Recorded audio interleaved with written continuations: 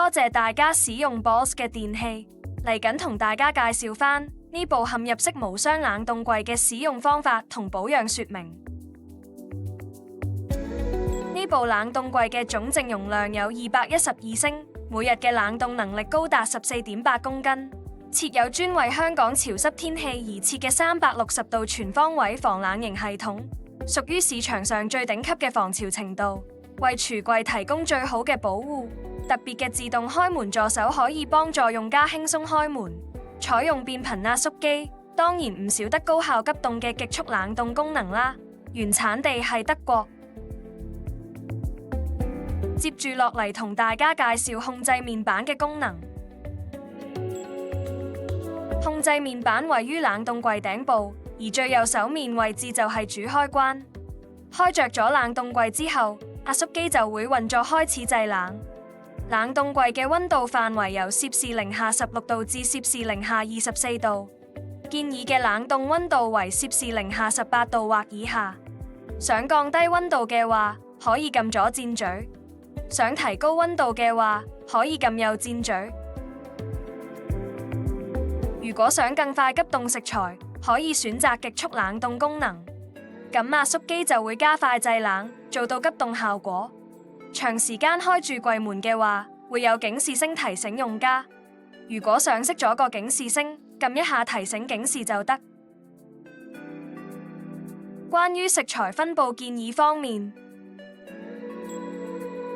我哋可以根據由上而下、由可即食至需要煮熟食物嘅邏輯去儲存。中間位置有2個大儲存箱，用嚟存放大型食材就最啱啦。關於自動開門方面，冷凍櫃設有自動開門功能，用家只需要按壓一下門中間位置，門就會自動打開。用家亦可以設定一個適合自己嘅按壓力度。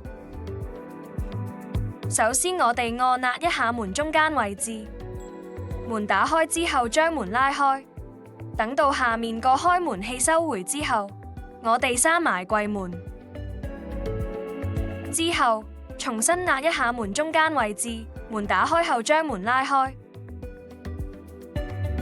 係控制面板位置，撳住 Alarm 提醒警示2秒。呢個時候大家可以根據顯示屏所顯示嘅數字，用左右箭嘴去選擇按壓力度。1代表低按壓力度，2代表中按壓力度，而3代表高按壓力度。